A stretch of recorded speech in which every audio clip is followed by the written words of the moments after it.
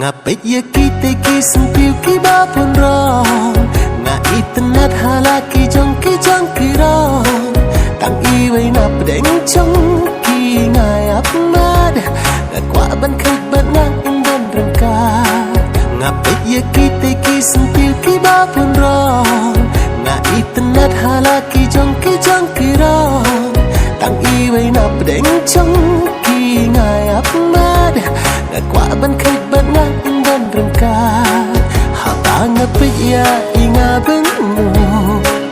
ngamut ban keli pat ngamu ya thu lam si para lap kumongan le nang bayaga ba intre kat no men sin jong na kadak kasle ya dur khma jong phi nga ipale ale se